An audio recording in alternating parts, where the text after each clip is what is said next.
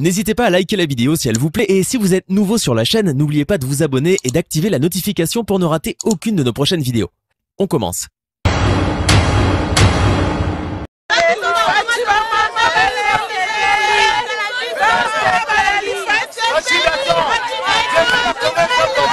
Sur le chemin de retour après la visite de quelques hôpitaux accueillant les malades de Covid-19, le président de la République Félix-Antoine Tshisekedi Tshilombo a visité les travaux du saut de mouton au niveau du carrefour du quartier des Bonhommes sur le boulevard Lumumba.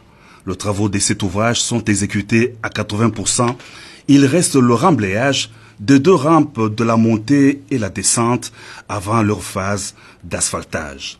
Sous une pluie battante, le chef de l'État est monté sur le pont du saut de mouton de Bonhommes, dont les 3/4 des travaux ont été exécutés.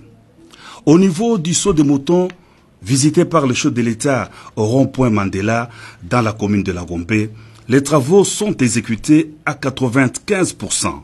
L'imposante structure est en place. Elle a pris toutes ses formes. Il ne reste plus que l'asphaltage du pont et 2 rampes dont la chaussée d'une capacité de 120 tonnes aura 2 bandes aller et retour. Le saut de mouton du rond-point Mandela est au stade de finition. Il n'attend plus que la couche de roulement.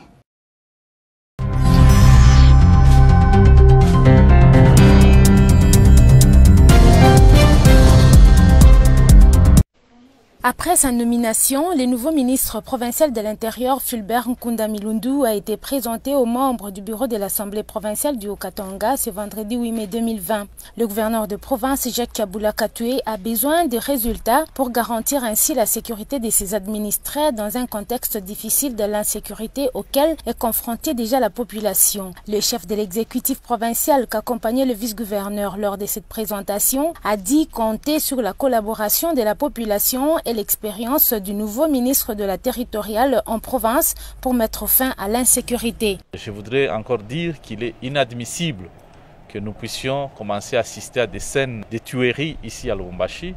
On n'était pas habitué à voir ça et quand on voit ça, ça nous interpelle et nous ne pouvons pas accepter en tant que dirigeants que nos administrés meurent. Il s'agit des actes de sabotage, certes, mais nous devons plus fournir nos efforts pour décourager et mettre fin à ce banditisme. Et je crois qu'ensemble, nous y arriverons. Quand je dis ensemble, je vois l'Assemblée provinciale qui nous a donné le pouvoir, le mandat, mais je vois aussi la population qui va collaborer étroitement avec nous, qui a toujours collaboré et qui va encore collaborer avec nous pour mettre fin à cette insécurité. Et pour sa part, le président de l'Assemblée provinciale, l'honorable Freddy Kashoba Lubikibwe, a lancé un appel à la population haut-katangaise pour que l'insécurité soit considérée comme une affaire de tout le monde et non pas du gouverneur seul.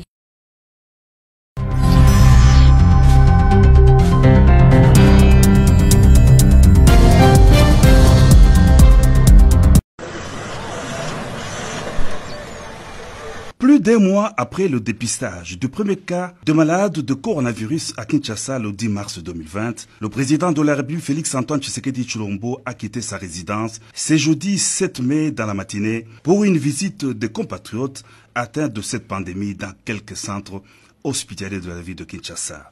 La ronde a commencé par l'hôpital de Ngaliema où sont admis 113 malades de Covid-19. Devant le pavillon 6, débaptisé pavillon coronavirus, le chef de l'État, en compagnie de son épouse, la première dame Denise Nyakeru Tshisekedi, a été accueilli par le médecin directeur de la clinique et les personnels soignants. Le docteur Congo Minga a indiqué que la clinique Ngaliema reçoit le nombre le plus important de malades de Covid-19.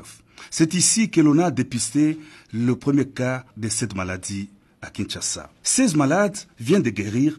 Au nom du président de la République, ils ont reçu des attestations pour leur sortie de l'hôpital. Ils ont exprimé des remerciements au chef de l'État pour leur meilleure prise en charge durant leur période de traitement. Moi, je peux témoigner. Nous pouvons témoigner que nous étions victimes et nous sortons des héros vivants. Ça, c'est grâce à votre manager et grâce aussi à votre impulsion qu'aujourd'hui, la clinique Ngaliema, à travers son médecin directeur, que nous avons, il nous a accompagnés, il nous a très bien accompagnés. On ne sait pas on n'a pas marqué quelque chose qu'il fallait marquer. On avait tous les traitements possibles. Le cortège présidentiel s'est ensuite ébranlé vers le centre médical de Kinshasa, CMK, qui vient d'aménager un bâtiment d'accueil des malades de Covid-19, bâtiment qui a été inauguré par le chef de l'État. Sous les explications du docteur Rodolphe, responsable du centre, le président de la République a visité la grande salle du CMK, mieux équipée pour l'accueil des malades et d'une capacité de 60 lits. Du CMK vers l'INRB, une petite distance à franchir pour le cortège présidentiel. À l'Institut national de recherche biologique, le chef de l'État a été l'hôte de marque du docteur Jean-Jacques Mouyembe, qui s'est fait le réel plaisir de le conduire avec la suite présidentielle dans le centre de formation des biologistes avant de lui faire visiter le nouveau laboratoire moderne, le P3. L'INRB effectue des diagnostics biologiques des Covid-19 de tous les échantillons venant des différents hôpitaux. De l'INRB cap sur l'hôpital du Cinquantenaire. Sur place, le chef de l'État a reçu les explications du docteur Azeb Rahman sur la situation des malades hospitalisés dans cet hôpital où l'on dénombre 38 cas confirmés, 10 suspects et 5 malades guéris attendant de sortir de l'hôpital. C'est par l'hôpital sino-congolais de Ndjili que le couple présidentiel a clôturé la visite de centre d'hébergement de malades de Covid-19. Le premier cas testé en Ngaliema a été admis dans cette formation médicale. Le médecin directeur Giscard Kampanga a présenté au chef de l'État la situation de l'hôpital sino-congolais qui compte 41 cas de Covid-19, 21 cas sont positifs, 7 en cours de traitement, 14 guéris sont sortis de l'hôpital et 6 autres cas sont en observation attendant les résultats de l'INRB. Partout où il est passé, le président de la République a été chaleureusement accueilli par les médecins directeurs, personnel soignant et les malades qui se sont réjouis de la visite de réconfort moral du Père de la Nation.